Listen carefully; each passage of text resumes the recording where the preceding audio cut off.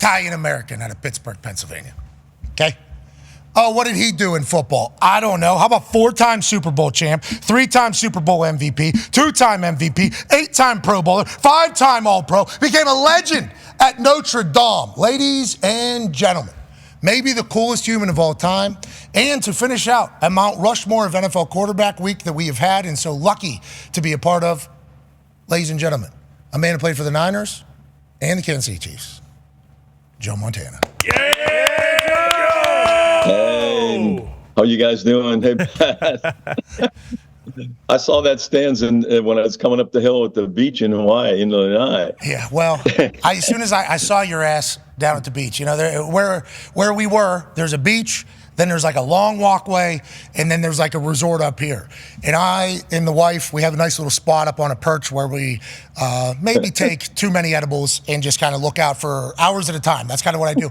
And I was standing up there, and I looked down at the beach, and I go, that's Joe Montana done. Hey, Sam, that's, and then you started walking up, and as you're getting closer, I'm like, holy shit, that's Joe Montana. And I understand that you were probably trying to get away from people at that moment, but I just couldn't help myself. I'm like, boom! Joe, how you doing? Pat McAfee, very nice to meet you. You're the greatest of all time.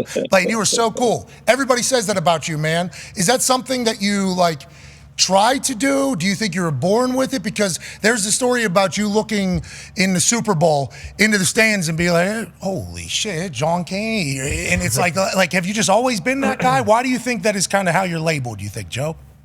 I don't know. I'm not sure, but I mean, it's just one of those things where it's fun being in those positions. I mean, you don't look forward to being behind and have to do that all the time. But usually when you're in that position, you're probably part of the reason you're there. So you got to figure out a way to find a way back.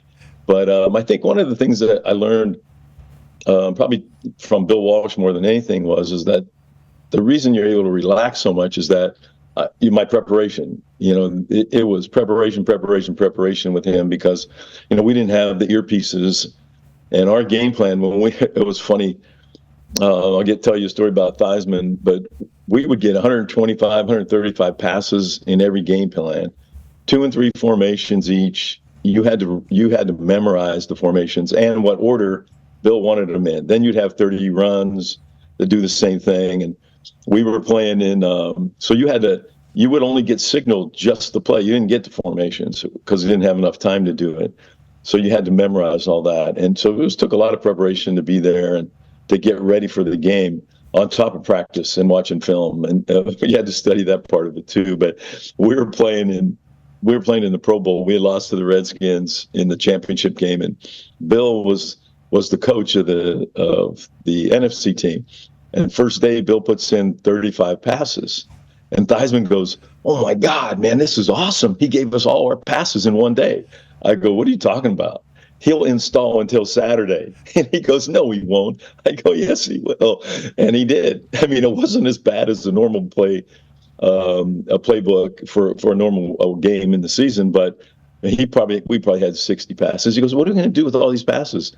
I go, "That's a ready list, buddy. Just get ready for it." So, of course, you're a genius too, Joe. I mean, of course, you're a genius in this entire thing. That makes a lot of sense. You seemingly, yes. Yeah, you are. Yeah, you are, Joe. And I didn't even know that was an added bonus to this, because I just assumed always just super gamer. Always super gamer, able to turn it on when the lights are at the brightest, but you're talking about your preparation and your hard work. When you look at this Niners quarterback now and this Brock Purdy guy, I assume you've gotten a chance to interact with him and meet him, and I assume he, just like everybody else who's in the NFL and has ever been around football, is like starstruck by you. But what do you see from this Brock Purdy guy about why he's had success at such a young age, especially for a 49ers team that obviously has a massive following and has been yearning for something like this, maybe since you were there, Joe?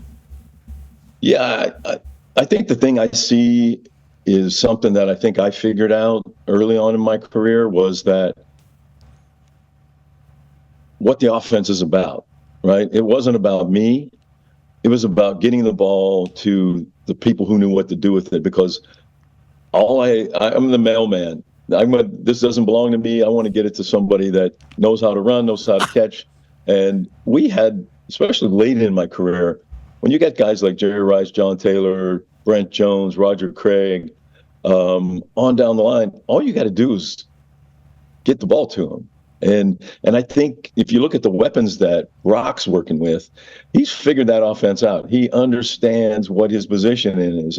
He doesn't try to make a big play. He knows when that chance will come and when he needs to do it. But in most cases, it's okay to punt. I got a pretty good defense too, and that's when we had the same thing, right?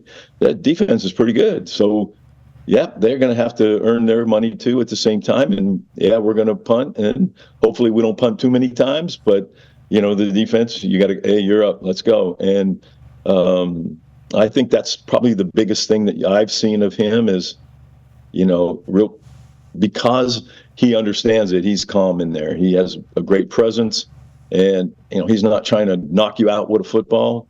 He delivers a great catchable ball. I mean, you talk to these guys, and they'll tell you, the ball, very rare does it come in there harder than it's supposed to. And so, yeah, he puts in a keyhole too, Joe. It seems like his accuracy is just phenomenal. He's able to put it and find the spots. You talk about being a mailman, and you talk about all the weapons you had and all the weapons he has, and you're in every Mount Rushmore conversation that there is. So, like, that job well done being a hell of a mailman. Absolutely hell of a mailman. But one of the things they say against Brock is that the offense is the offense, and he has so much talent around him. Like, it feels like they try to find everything to kind of bury him, and now it might be turning, and who knows what it'll be after the Super Bowl, however he performs. But how do you feel about the whole game manager, game changer type conversation? Because the answer you just gave is like, managing the game is a massive piece of the entire thing, Joe. I don't know why that became like slanderous almost. He hasn't had the chance to work with other receivers, and I think that's not a negative on him. It's just that people haven't seen him do that yet. I mean, obviously there was some reason that that the 49ers liked him to be able to take him last in the draft, the things that they saw on tape. And I don't think it'll matter who's out there. He's fortunate because he's got some pretty good studs out there that can give him the ball, and hey, they can go the distance, and nothing wrong with that. Everybody's had those in their lifetime. So I don't even think about that twice. I just think that it's a plus for him. He's in his second year, Joe. In your second year, what were you like? I mean, obviously, I don't know how often you think about the early days of you in the NFL, but like year one, year two, year three, was there a time where you thought you had it figured out maybe a little bit more so than before? Like him doing this all in his first 2 years, I think is maybe the biggest conversation piece that is kind of missing out on the whole thing. Yeah, I think it took me probably late into my second year before I felt comfortable in that offense. I mean, there were times I laugh, and I was telling Bill this too, because I'm sure he knew we were playing the Cowboys in one game that year, and Steve the Bird was just getting plastered. I mean, every down. And so as the game went on, Bill started substituting, and so if this was Bill, I was standing right behind him, and as he turned, I turned right behind him, so he couldn't see me. Because they had on one in that game. Hold on. We're talking about the sideline antics. Didn't you call your wife one time from the sideline phone, Joe? Yeah. I mean, I called her a bunch of times after that, but one time I was just sitting there, and I think it was in L.A. was the first time. I was sitting there, we were winning, and I was going, wow, let me see if I hit 9, like any other place, right? You get an outside line. And I got an outside line. So I dialed up my house, and she answered the phone. I said, hey, what are you doing? She goes, I'm watching the game. What are you doing? What are you calling me for? I go, I just thought I'd check and see if this phone worked and if it dialed out, and it did. So I thought he'd call and say, hey, love you, gotta go back to work. You're the coolest dude of all time. And obviously being from Pittsburgh, it's great to know that. Tone Diggs, also from Plum, has a question for you. Yeah, I do, Joe. I wanted to ask you about being there and a lot of the greats, Unitas, Namath, Blanda, Jim Kelly, Marino. What? And then there's some others who aren't in the Hall of Fame, but were still great quarterbacks. Why do you think being from Western PA, especially around that time, like created so many great quarterbacks? I get asked this a lot, and I really don't have an answer other than I think that such a blue-collar area, hardworking, Hell yeah. Sports was everything. I know that I played 3 sports all the way through high school, and mainly because my mom and dad knew they couldn't afford to send me to a college that, of any named college, so to speak. And it was a way out of, we had coal mine in our town. We had 2 steel mills along the river right by us. And, it was a blue collar. And I think that it was just a hardworking area. You were taught to work hard. And at that point in time, I don't know. I think maybe it was the Iron City beer. I don't know. Yeah, I don't really have an answer on how that it came that all those quarterbacks came out of there. I just know that very competitive, all of them.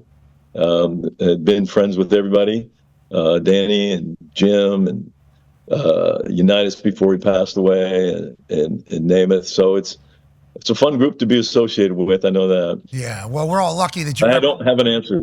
Well, you just gave the answer. I think you did give the answer, Yeah. and I think it was just like every other generation of Pittsburghers. Whenever you're in high school and you're underage, you can certainly find Iron City or IC Light, whatever you need it. And a little bit of river water make you feel good. Have you tried? They got IC Light Mango, I think. They got an IC Light Mango. It's delightful, Joe. Hey. Very good. Delightful, Joe. Actually. I'll have to give it a try. Do you? After my Guinness. Oh, you're a Guinness guy? Yeah. I've been doing Guinness now for a while. We were over in Ireland with the girls this is the craziest stories. Like, it actually was cheaper to buy jumping horses in Europe, ship them back home than it is to buy them here.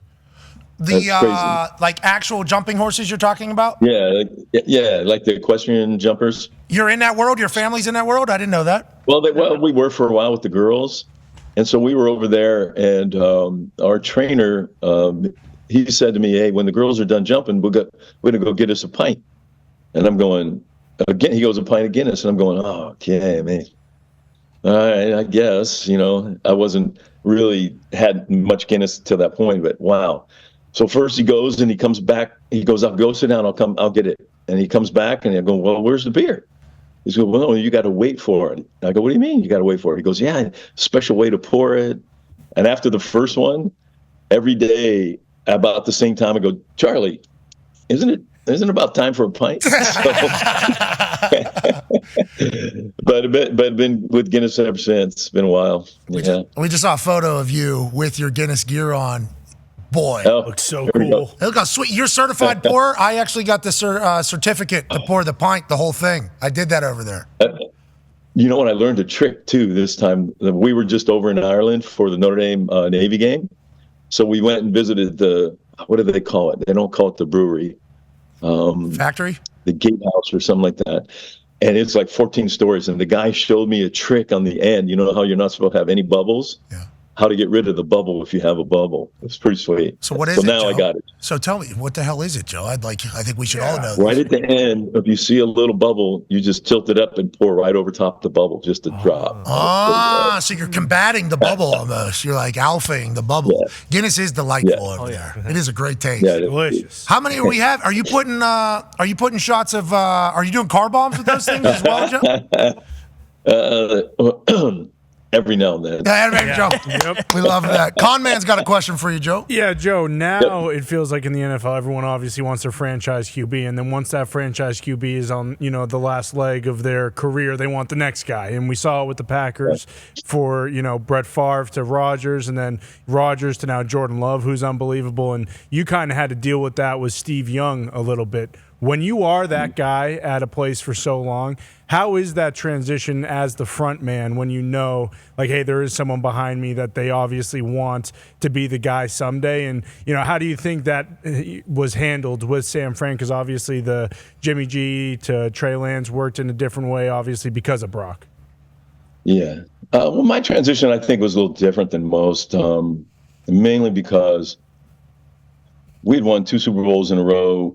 Well, when I got hurt in the championship game, we were winning. When I left the game, is all I say. And I probably had one of the best statistical years that I'd had. So in a lot of cases, you should get your job back. But I don't know. George had made a transition while I was hurt, and he didn't want to transition back out. And he wanted me to be the backup, and I said, I'm better than he is, and I don't want to be behind him. I shouldn't be behind him. So, and then I even said, put 2 salaries on the table and let us compete. And if I lose, I'll stay. And he said no. So I'm not staying under those circumstances. I want to play. I want to be on the field. I want to finish my career on the field. I don't want to be here on the bench when I know if I knew I couldn't play, different story. But I knew I could play still. You and Steve have any heat for that? Any beef for that long term? Or? No, I mean, anytime you're in a competition with somebody, it's not always the closest of friendships. I mean, we're friends, but and it was a working relationship. My job, as I always say, when they said, "How did you help Steve?" I go, "I didn't help Steve.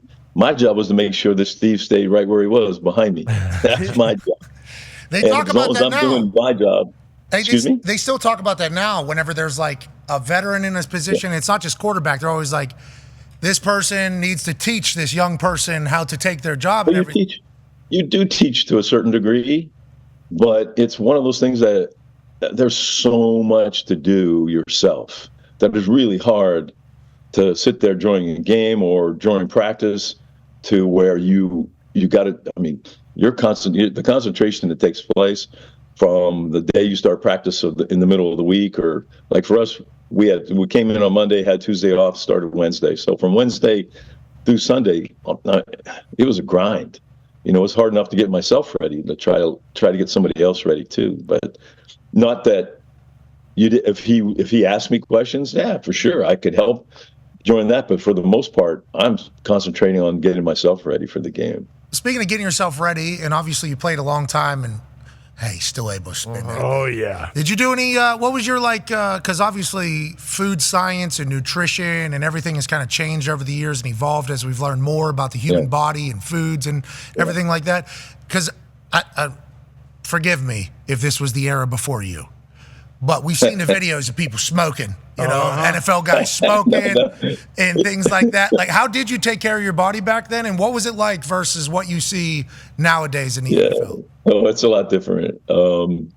I just had a simple lifting routine, very simple, till I got to Kansas City, and then Marty made me lift 5 days a week, and he made somebody go with me to make sure I didn't cheat, and I went from 192 pounds to 208. Jeez.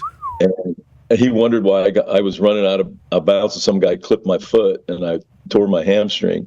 And he said, "I thought you were faster than that." I said, "I was at 192, but not at 208. Yeah, you gotta slow me down here. Back then, we had guys that smoked in the locker room. We had, but for me, I was pretty simple. I got up, like pregame was get up, go to the check in to breakfast, take a little tiny piece of, couple bites of steak just to get my stomach so it wasn't full. Halftime, I had a Snickers. And after the game, I had a double cheeseburger. It's in the locker. So, Day, what's your game day routine? Well, I just need a couple pieces of steak. I need that Snickers. Need that Snickers. And then afterwards, double cheeseburger, stat, pronto. Or the body won't show up next week. I think you're obviously so synonymous with the Niners because of the multiple Super Bowls, and you just brought up getting to the Chiefs. And we looked up, we think you were 8-3 and then 9-5, had a couple injuries, but made it to the AFC Championship. Do you keep in touch with the Chiefs program at all? Because this is kind of a Joe Montana Bowl here that's happening in the Super Bowl. And what are your thoughts on where they are right now? They're in the middle of a dynasty run, much like you guys were. Yeah, they definitely are. You know, they've got, I mean, and that was kind of part of the reason I went there. After looking around, there were some places that I could have gone also, but you look at the organization, it was similar to what I was used to here in San Francisco. The support from the team, the support from the fans is absolutely ridiculous. If you ever played in Kansas City, it's insane. And but it was just a great transition. We had a really good defense, and we had a really good offensive line. We had what I wasn't really used to was some little fast guys on the outside. I could fly. I had to outrun my arm all the time. I'm going, guys, I got to get this up as fast as I can get it in the air. But the transition was great. The people were great. You know, we had lived in a great neighborhood right on the golf course there, and so it was a fun place to play. Very fun. Unfortunately, we made a mistake in that last season where we had to go to Buffalo for the championship game, and we had beaten them already once earlier in the year. And it was 50 degrees and sunshine in Kansas City, but that wasn't the case. And home field advantage matters. Home field advantage matters. Oh my gosh! And I couldn't throw the ball from here to my window right there. And it was, and for any consistency, light rain, drizzle, wind, cold. It was like, yeah, everything I hate. Pittsburgh guy, but you go over to California for a while, things start to get a little bit different over there in NorCal. Change. Ty has a question for you, Joe. Yeah, Joe, before Bill Belichick, a lot of people would say that, hey, Bill Walsh is arguably the greatest coach of all times. And you played for him, and then obviously in Kansas City played for Marty Schottenheimer. Right now, the coaching cycle is kind of complete, and we're seeing all these teams go with young, offensive-minded guys. Are you surprised that a guy like Bill Belichick is kind of left out and he's not, with only being 15 wins away from the career record? Like, are you surprised that the league is skewing much younger and going offensive, and a guy like Bill Belichick and Pete Carroll are kind of just left in this game of musical chairs and they're not going to be coaching a team next year? I can say yes and I can say no, but for the most part, it doesn't surprise me at all. Anything in the NFL these days, I mean, they're always looking for the next best thing. And I think when Bill came along, he brought a new type of system that people have added on to a lot. That made a lot of sense, and I think was his big advantage at that point. And that's what they're looking for now. The game's changed. It's not the same as when Pete first started or Belichick first started. And they're looking for those guys who, live in that world right now. And quarterback position's different. So I'm not surprised. I mean, yeah, it would be nice to see them catch on somewhere, but I'm not surprised that it's happening finally to the coaches who are doing it to everybody. They're getting it now. I like that. I like the way you're viewing that. A couple questions here before we let you go, and this has been so cool. I just want to let you know that. Yeah. I took a 23andMe. I'm 0.01% Italian, so as a Western Pennsylvania Italian American, this is a real dream come true. How do you feel about where the NFL is right now? A lot of the olds that are around the NFL back in the day, soft, this, that, all the different changes have been made. It's not still football. The ratings are higher than ever. The amount of money that's coming into the league is bigger and better than ever. What are your thoughts on the state of the NFL and of football whenever you watch it, Joe? I think it's great. I mean, the game itself is, it's a Sunday afternoon is nothing like a Sunday afternoon. And being out there and getting the ups and downs and the ebbs and flows of the game and the adrenaline rushes that happen, and it's still fun to watch. And the game, if you look at the game from when Jennifer always hates when I say this. Well, when I played, because she always says, why does everybody have to say that? But back when I played, there were guys who played before me that if I watched their tapes, I would say the same thing. Wow, the game has changed a lot compared to then. I mean, even some cases, the ball's shape has even changed to where it is today. And they're always looking for a way to make the game better. Now finally they're starting to try to make it a little bit safer. I still would like to see him hit the quarterback, but just don't compress him in the ground. We should be able to get hit like anybody else. But the problem I have with that is that we get hit by a guy who outweighs you by 150 pounds. Excuse me. It's okay. Hey. Oh, that's right. Take your time, Joe. Jeez, Joe, take your time. You cannot have you choking. You know what I mean? You gather your breath. We already got enough people attacking us, Joe. We already got enough people. I have two. Yeah, we have two. We have three grandkids and super spreaders, so I got something from them. And we hope you're all right. But yeah, I think that I just think that they should be part of the game more of that and be able to feel the hit. Just don't compress them. Yeah, and I think Tom Brady says the same thing. I think Aaron Rodgers says the same thing. I think everybody that is potentially Mount Rushmore, Peyton's. I think everybody that's on the Mount Rushmore of quarterbacks. There's 5 to 6 guys I think that are kind of on everybody's list. When that starts happening and your name starts getting brought up into that, as a dude who's from coal mining steel mill town, playing sports, just hoping to get to college, is that a whirlwind of emotion whenever people start saying like, hey, this guy's like greatest of all time to ever play the sport that literally all of America loves? Like, when did that start happening for you, and what was kind of the emotions of that came alongside of that? Well, I think it started happening, right after I retired, and but it's a great feeling to know that people, still think that of you and what you did, and because while you're out there, you play for yourself, you also play for your fans. Sorry, guys. No, don't worry. Sorry for asking you another question after that. I thought you had beat it. Can we get Joe some water over there? Come on. Can we get Joe some water over there? Call the house phone. Jeez, yeah, use the sideline phone. Please. Holding it off, too. I've been fighting it for about since we started here. Hey, that's impressive grit. That's good grit. That's the Pittsburgh. But yeah, no, I mean, it's a great feeling to know that people still think that about you and still consider you in that group. I played, like I always say, I played a stupid game for a living that I loved, and I was very lucky. Well, you're fantastic at it, and you inspired a lot of us, especially Pittsburgh kids. So we appreciate you. Keep going. Enjoy this upcoming week of Super Bowl, and can't wait to see you get a nice sip of water, Joe. No, me too. Hey, I'll see you soon, man. All right, take care. See you guys. Have a good one. Appreciate you having me on. Hey, thank you for joining us. Cheers. Ladies and gentlemen, Joe Montana. Yeah, Joe. There ain't nothing like that where it's just sitting there. It's the worst. It's the So worst. bad. Especially in this particular profession. Yeah. Don't feel like you can cough because everyone will hear it no matter what. Or see, yeah. Yep, That's the whole thing. And right now, I think everybody at some point is dealing with some sort of, Oh, yeah. I don't know what it is. We're all going to have it when we come back from Vegas.